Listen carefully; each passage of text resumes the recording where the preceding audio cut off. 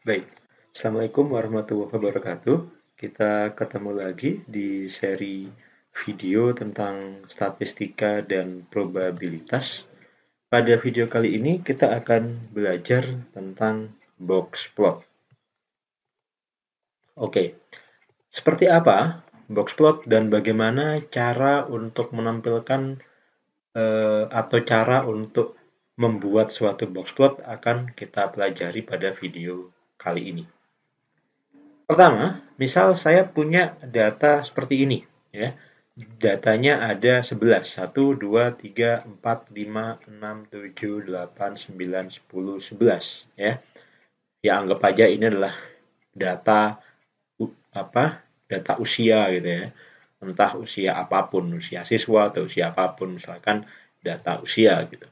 Nah, kalau kita ingin membuat box plot, pertama, data yang kita punya itu datanya harus kita sorting terlebih dahulu, ya. Dan karena box plot nanti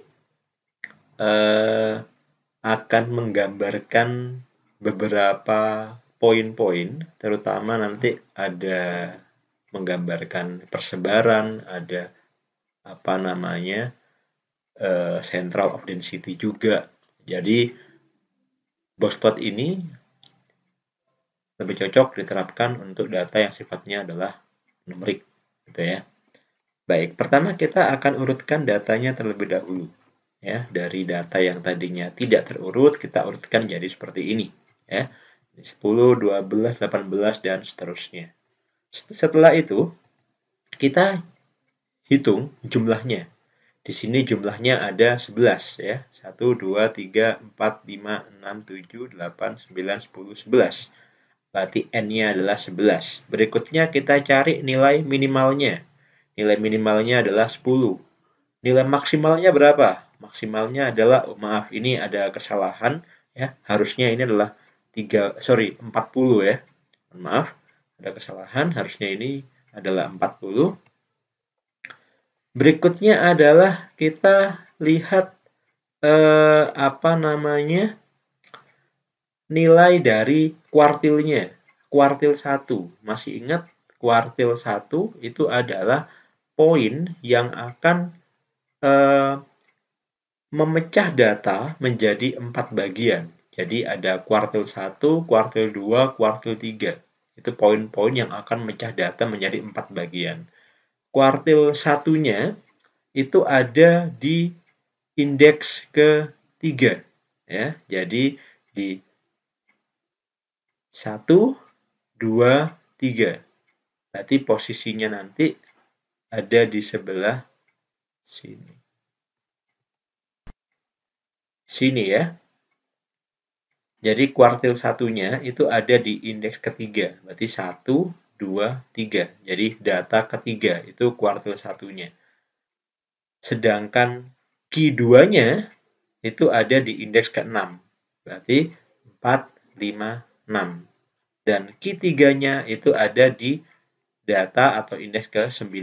Berarti 6, 7, 8, 9. Berarti ini adalah Q1-nya, 18 itu Q1-nya, 21 itu Q2-nya, dan 6, 7, 8, 9. 23 itu adalah merupakan Q3-nya. Ya. Jadi ini adalah Q1, dia akan ada di posisi seperempat, makanya di sini seperempat gitu ya. Yang di sini Q2, dia tepat ada di tengah-tengah, makanya setengah. Kemudian Q3 itu di sini, di bagian 3/4 dari data. Oke, itu Q1, Q2, dan Q3-nya. Berikutnya, kita akan menghitung nilai interkuartilnya, interkuartil range-nya. Caranya adalah dengan mengurangkan Q3 dan Q1. Q3-nya 23, Q1-nya 18. Sama dengan 5. Jadi, interquartile range. Nah, ini adalah rumus untuk menghitung atau untuk mendapatkan nilai outlier. Ya, nilai outlier itu ada di antara Q3 ditambah 1,5 dikali interquartile range dan Q3 ditambah 3 kali interquartile range, atau outlier itu juga ada di tengah-tengah antara Q1 min 1,5 dikali interquartile range dan Q1 dikurangi 3 kali interquartile range. Sedangkan untuk extreme outlier itu ada di atas Q3 plus 3 kali interquartile range atau di bawah Q1 dikurangi 3 kali interquartile range. Apa sih Pak outlier, extreme outlier itu gimana? Oke, gini. Saya kasih disclaimer sebentar. Jadi, box plot itu biasanya digunakan untuk melihat persebaran data dan juga central density dari suatu data, terutama untuk kuartil 1, kuartil 2, dan kuartil 3-nya. Di sini kita bisa melihat persebaran datanya karena kita menggunakan interquartile range. Kita juga bisa mendapatkan central of density-nya karena kita nanti juga akan bisa melihat nilai median, di mana median itu adalah merupakan nilai Q2-nya, gitu kan. Nah, dengan menggunakan diagram box plot, kita juga bisa melihat apakah di suatu data itu terdapat data-data yang sifatnya outlier atau tidak. Ya. Kalau misalkan nanti kita mendapati ada data yang ada di range ini, ya, maka artinya dataset yang kita miliki itu memiliki outlier.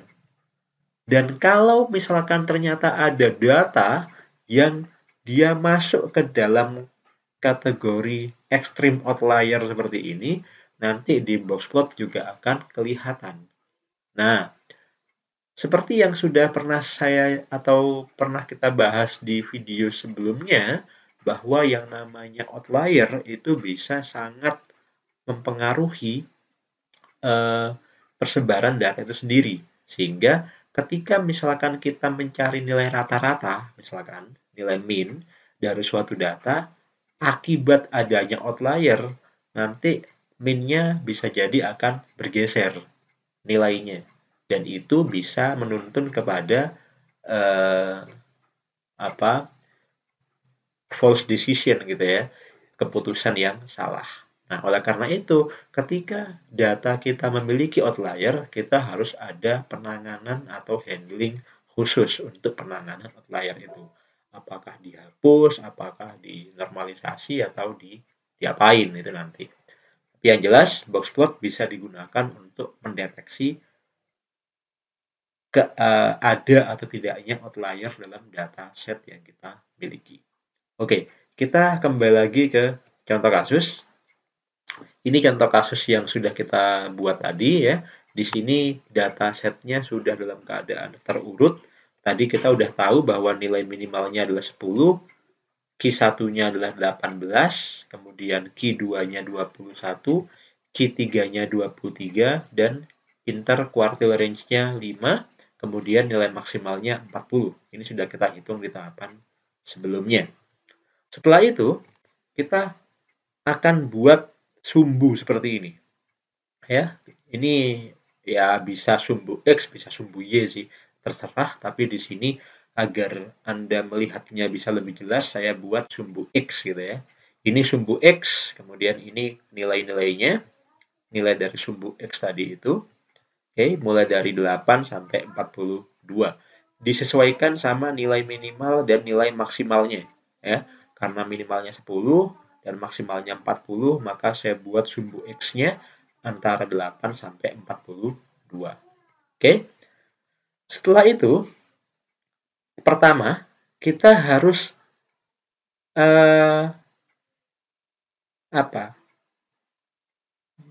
mendefinisikan semacam kayak box ya, persegi panjang gitu. Yang panjangnya itu disesuaikan sama interquartile range-nya. Berarti sisi yang di sebelah kiri itu dia harus tepat berada di Q1-nya dan sisi sebelah kanan itu tepat berada di Q3-nya. Ya, sehingga panjang dari box ini atau panjang dari kotak ini itu sama dengan interquartile range-nya, yaitu 5. Kemudian Q2-nya kita definisikan tepat berada di angka Q2-nya tadi. Nah, di mana ini adalah Q2. Nah, oke. Berikutnya, kita akan melihat jangkauan dari box plot ini. Oke, kita melihat jangkauan dari box plot ini. Nah, mengapa kok di sini berhenti di angka 12? Oke. Angka 12 itu ada di jangkauan 1,5 dikali interquartile range. Jadi gini, interquartile range-nya itu kan nilainya 5. Oke. Jangkauan dari data ini atau data itu masih dianggap normal itu kalau dia ada di kisaran Q1 dikurangi 1,5 kali interquartile range. 1,5 kali 5 itu berarti 7,5 kan? Nah, karena Q1-nya adalah 18, 18 dikurangi 7,5 berapa? 10,5. Nah, karena 12 itu masih ada di antara 10,5 sampai 18, maka 12 ini adalah data terakhir yang masih dianggap normal. Oke, saya ulangi lagi. Jangkauan data yang masih dianggap normal itu ada di kisaran Q1 dikurangi dalam kurung gitu ya, 1,5 dikali interquartile range. Karena interquartile range-nya itu 5, maka 1,5 saya kalikan 5. Ketemu 7,5. Q1 dikurangi 7,5 sama dengan 10,5. Artinya, data itu masih dianggap normal, masih dianggap wajar jika ada di range 10,5 sampai 18. Karena 12 ini adalah angka terakhir yang masih dianggap normal, maka jangkauannya saya hentikan sampai di angka 12. Oke. Hal yang sama juga berlaku untuk di sebelah kanan ini. Tadi masih ingat 1,5 dikali IQR ketemunya adalah 7,5. Nah, sama dengan yang di sini, data yang ada di sebelah kanan itu dianggap wajar jika data itu ada di antara 23, karena 23 itu adalah Q3-nya, ditambah 7,5, berarti 30,5.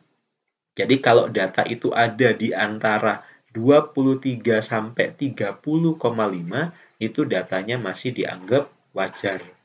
Di sini yang ada di range antara 23 sampai 30,5 itu angka 27, yang paling mendekati 30,5. Berarti range-nya di sini akan saya hentikan sampai di angka 27. Nah, dari sini ya, kita bisa melihat bahwa keadaan data kita, persebarannya itu pada dasarnya seperti ini loh.